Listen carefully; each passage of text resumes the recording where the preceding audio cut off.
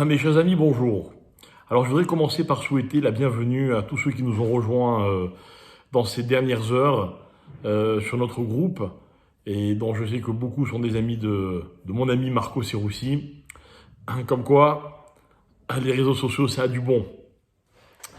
Donc voilà, on va essayer de continuer ce qu'on a déjà commencé en vous attendant, mais juste pour s'entraîner. Donc de partager une petite réflexion au quotidien. Alors ce matin, ma question c'est la suivante. Je me suis toujours demandé, pourquoi est-ce que lorsque un enfant arrive au monde, on est tous très heureux. Tout le monde dit Mazel Tov, Mazel Tov. euh, et en fait, cet enfant, on ne sait pas ce qu'il va devenir. Puis en plus, il a rien prouvé, quoi. Il a encore rien fait. Il est d'ailleurs incapable de faire quoi que ce soit. Il comprend rien. Et pourtant, tout le monde est là, très heureux, Mazel Tov. À l'inverse, c'est l'événement inverse, vous voyez de quoi je parle, tout le monde est très triste, mais la personne, au terme de sa vie, elle s'est réalisée, elle a accompli un tas de choses. Pourquoi on est triste? Et en fait, on est heureux dans la vie quand on est dans le point culminant d'une expérience. Et je vais expliquer ce que je veux dire. Voilà, j'ai envie ce matin de vous remonter le moral.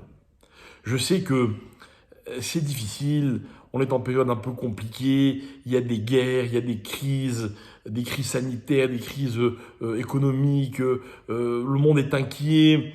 C'est vrai, quand on regarde ce qui se passe ou ce qui va se passer, on n'a quasiment aucune raison de se réjouir. Sauf, ainsi on est capable de réaliser qu'en fait, les expériences, elles sont joyeuses quand on les maîtrise. Pourquoi quand on les maîtrise? Parce qu'on est heureux dans la vie quand les choses se passent comme on a envie qu'elles se passent. Le problème, c'est qu'il y a très peu de choses qui se passent comme j'ai envie qu'elles se passent. Parce que c'est pas moi qui décide. Sauf si je considère une expérience non pas par rapport à son décor, c'est-à-dire à ce qui m'est imposé, mais par rapport à son contenu. En d'autres termes, à la façon dont je vis l'expérience. Et en fait, la maîtrise, c'est magnifique. La maîtrise, elle réjouit la personne. Je sais que les choses sont ce que je veux qu'elles soient, alors je suis heureux. Quand un couple se marie, on est content. Pourquoi? C'est ce qu'il voulait. Il voulait se marier. Quand un enfant arrive au monde, on est content parce qu'on l'attendait, cet enfant. Il est arrivé. Et c'est ça qui nous réjouit dans la vie. Quelqu'un travaille, et puis son travail porte des fruits, il est content. Mais plutôt que de se réjouir de l'aboutissement des choses, parce que l'aboutissement des choses, c'est aussi un moment de l'expérience où j'ai plus vraiment la maîtrise, je vais vous proposer autre chose. Je vais vous proposer de nous réjouir quand les choses commencent. Parce que le début d'une expérience, c'est le moment de l'expérience dans lequel je peux avoir le plus d'influence, d'impact sur ce qui va se passer. Et en effet, pourquoi on est heureux lors de la naissance d'un enfant? Parce que c'est le moment de sa vie où il a le plus de possibilités, cet enfant. Il lui reste toute sa vie en entier. Et il va pouvoir en faire ce qu'il veut.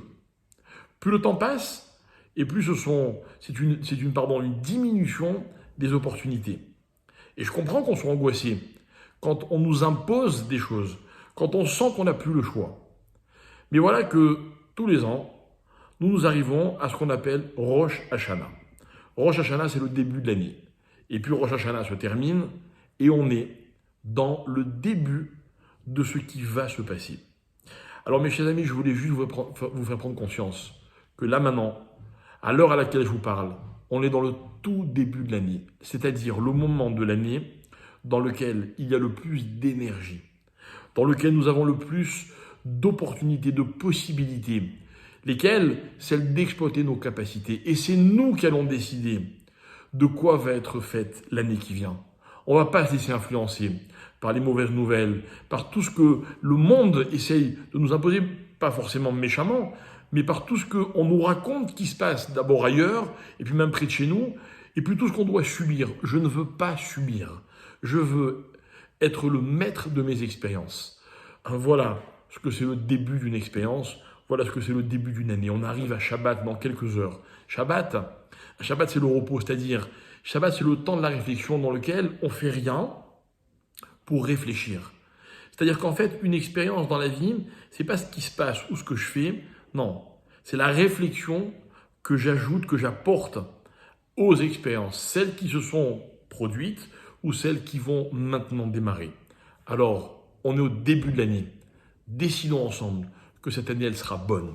Que dans cette année, nous allons faire tout ce que nous avons envie de faire. Et nous allons nous réjouir de tout ce qui peut nous arriver parce qu'on va transformer les expériences. Voilà ce que c'est le début. Voilà pourquoi on se souhaite Shana Tova. C'est quoi? C'est juste un souhait? Non, c'est une volonté. On exprime ce que l'on veut véritablement. Alors je vous souhaite de tout cœur Shana Tova, une bonne année. Une année dans laquelle vous prendrez des excellentes décisions et vous arriverez à les réaliser. Évidemment, ne rêvez pas, ne décidez pas ce qui n'est pas en votre capacité. Décidez ce qui est à votre portée et ça pourra se faire et vous passerez une excellente année. Shabbat Shalom et Shana Tova.